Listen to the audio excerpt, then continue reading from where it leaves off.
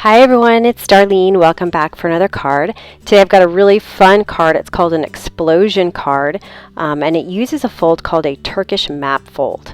And so it starts off as a 4 1/4 by 4 1/4, and then it opens to 8 1/2 by 8 1/2. And you can see I use my 2-step owl punch by Stampin' Up, which I haven't used in a while, so I was really excited about using it for this card. Now I'm going to start by taking a piece of 8 1/2 by 11 printer paper. So this is just your standard paper that you put in your printer, and I'm going to trim it down to a square of 8 1/2 by 8 1/2. Now the reason why I'm using printer paper is because I want something really thin that's not going to bulk up the center of my card. Okay, so I'm going to use this Big Birthday Wishes stamp by Simon Says Stamp, the Celebrate one, and I'm going to ink it up and stamp it right in the middle of my 8 1/2 by 8 1/2 piece of paper. I'm going to put my jig right there because I want to make sure that if I need to stamp it again because it didn't get a good impression, I'll be able to do that really easily. I used VersaFine Black Onyx ink here, but I kind of wish I had used a dye ink because when I started folding the paper, it rubbed off a little bit because this ink does take a little longer to dry. So I inked it up again to make sure that I have a really good solid image here. And I'm going to stamp it down, and it's going to work just fine because I have my jig right there. Okay, the next step is going to be to decorate this. So I have this Sweet Home set by Penny Black. I'm going to use the large cloud and the small cloud from this set and some Soft Sky ink by Stampin' Up. And I'm just going to randomly place some clouds on the upper portion of this piece of paper. And I'm not going to put too many. I want this to be a really subtle background. And next I'm going to use this birthday balloon set, Simon Says Stamp, just the medium and the small star. You can use any star, it really doesn't matter. And I'm going to do all the colors of the rainbow using this large and small star.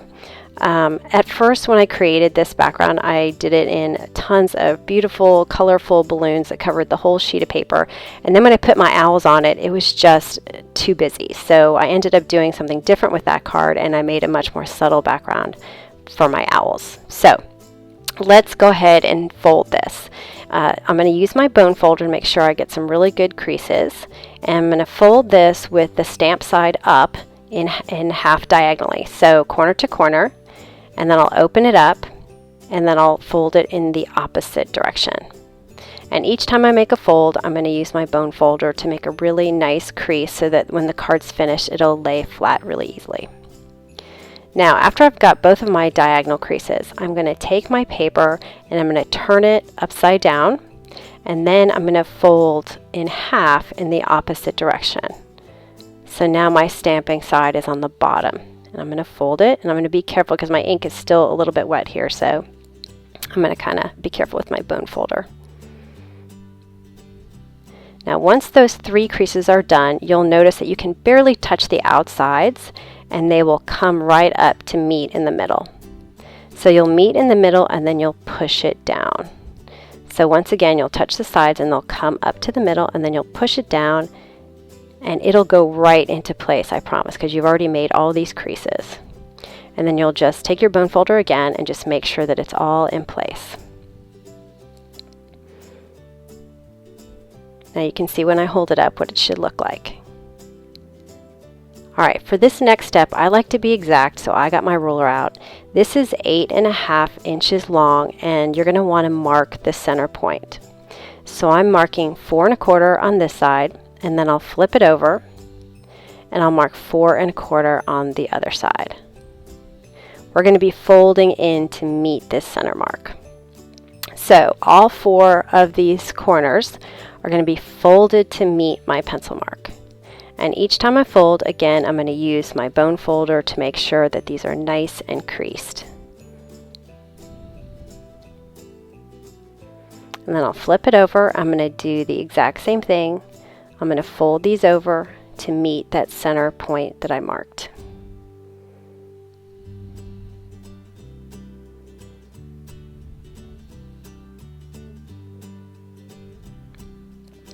Alright, when I hold it up, you can see how it looks now. This is where you should be. And the next step is actually going to be reversing this. So I'm going to take the 4 points that I folded to that center mark, and I'm going to put them on the opposite side. So I'm folding them to the inside of the crease. And then I'm going to do that on all 4 of these points. And I want these pieces to be able to go one way and the other way.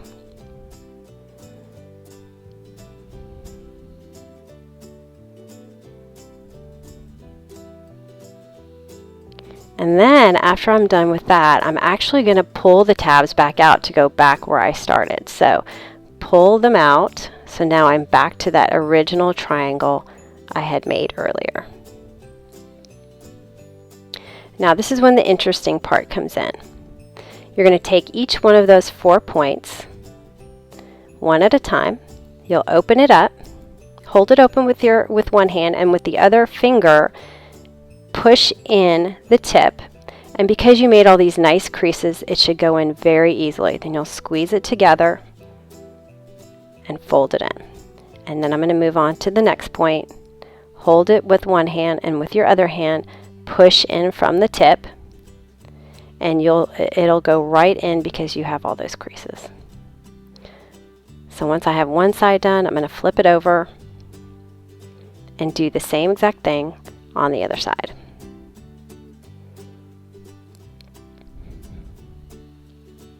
And by using the printer paper, the design, I had good luck with my stamping inks. I didn't have any problems at all.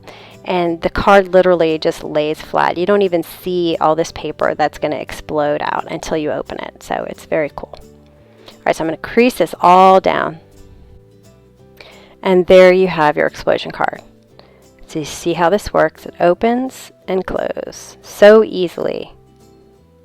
It's a really fun and easy card to make. Now I'm going to start working on my owls. I like to punch all my pieces out into a box. That way I don't have all kinds of random pieces all over my table, so they're contained. And then I'll pick out all the pieces that I need.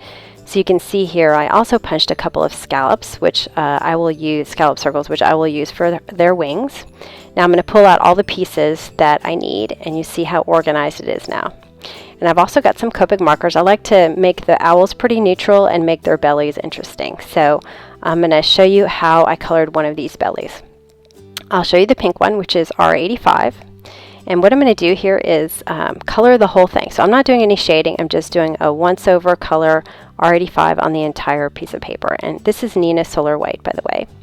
Now I'm going to take my colorless blender and I'm going to kind of lean toward the front so that the tip is facing me, and I'm going to hold, this is in real time so you can see how long I'm holding it down when I press it. And what the colorless blender does is it does not blend, it just pushes color away. So what it's doing is it's pushing color away from where the pen is, and it's kind of pooling up in a darker area around it. So this is sort of making the owl belly look like it's got some feathers on it. So now I'm speeding it up here so you can see I'm just kind of alternating as I go each row up until I hit the top. And that's all there is to it. So I'm going to go ahead and continue this for all the different colors. Now I'm also going to show you just one owl, how to put this together. I use a pick-me-up stick, and on one side it's a kind of a sticky tip, and the other is an acrylic point and a chisel tip on the other side to help you secure the pieces in place. And I'll show you how this works. I'm also using a two-way glue pen, which I like to use for my owls because it's almost like you're drawing and you can be pretty precise in where you put your glue. So this is the outside of the eye, and I'd like to put the glue pen on the piece that I'm gluing to. Now I use my pick-me-up stick and placed it right there where I had drawn the glue. And now I'm going to use kind of the tip, the corner of the chisel tip, to make a tiny, tiny little dot of glue. I'll use my pick-me-up to pick up the little black pupil, and then I'll need my acrylic stick here, and I just hold it down and then pull up because it's sticking to that pick-me-up. And then I can use my stick to kind of move it around a little bit since it's glue. So you get a little bit of time there to make sure it's exactly where it needs to be. So I'm going to do the exact same thing with my other eye, and all the eyes are faced forward except for one of them I had him looking up. Now for the belly, I don't know why I started drawing on the owl base. I usually do the belly itself and then I secure it to the base. And that way I get a little bit, rather than using some adhesive, you have time to kind of move it around a little bit and get it right in place. And then when you put the eyes, it'll go right in the curved part of the belly and create the nose, and that's all there is to it. Now for mine, I added wings. So this is a scallop circle, and I'm going to cut it in half, and I want 3 scallops per wing. So I'll have the measurement of exactly which circle this is in my blog post. So I'm going to cut so that I have 3 scallops on each one, and I'm cutting toward the center, kind of like a pie. And then I'm going to use some adhesive tape to tape the back, and then I'll lay it down where I want the wings to be. So where the tip is that I'm pointing to, where my pink is, I want to make sure that that all lines up and that the other wing matches. See where I'm pointing right here, where I want it to line up, and then right kind of to the side of the eye also. I'm going to press that down, and then it'll stick, and that's all there is to it. So I created all of these owls, and now it's time to place them. So I'm just putting them, by the way, I figured this out ahead of time, like how many owls to use, just so I could put them where there weren't any folds. So even with the bulk of these owls, the card still lays very flat. So I figured out what I was going to do. I actually put them in rainbow order, and I secured them all just using some adhesive, some tape runner. And then I decided I want to have my little guy down here sitting in some grass. So I took a wild wasabi pen, and I just kind of created a little bit of grass there. You can see how this folds up, and I'll open it and close it for you so you can see that it still works perfectly even with all these owls in here. It's so fun. My daughter saw it and she went nuts. Anyway, so now let's work on the outside. This is 4 1/4, I'm sorry, 4.5 by 4.5 cardstock crumb cake, and I'm using this die, Little Bee dies. I love these heart dies. I have stitching in them, but I'm not using the stitching. That's the beauty of these dies. You don't have to have the stitching. And I just ran it through my Big Shot with a Post-it because I wanted to mask this area. So I'm going to put my Post-it in place, and then I'm going to ink up this My Favorite Things wood grain stamp. I'm using Simon Says Stamp dark chocolate ink, and I'm just going to lay it on there. I'll use a piece of scratch paper to make sure that I get even coverage all over my cardstock. And this ink is very juicy, so I was really careful to quickly pick up that Post-it because I didn't want it to seep into my cardstock. So I wanted that look of kind of carving something into a tree. Now this set is by Avery Elle. It's called All Squared Up, and it had a sentiment that said just for you. And I just thought that was cool to have the word just in there. So I'm just going to stamp that in the middle of my heart using my VersaFine Black Onyx ink. I'm going to make the outside really super simple. So that's all I'm going to do on the outside because I want the surprise to be really exciting. All right, so now I'm going to adhere my folded piece to the center of my crumb cake. Now I'm going to put some tape runner, a lot of tape runner on the bottom piece of it. So make sure you've got the bottom, and that's what you're putting your tape runner on. Now I'll open it up, and I'll put the point at the very top where the fold is of my crumb cake, and then I'll center it on the left, bottom, and right sides. And once I get it into place, I'm going to press it down to make sure it's nice and secure. And then I'll take my ATG here, and I'm going to tape the top portion now. And make sure I get all the edges. That's kind of the important area to get. And all you need to do is just fold it flat and press it into place. And then you're done. So you open it up, and it's got this great surprise.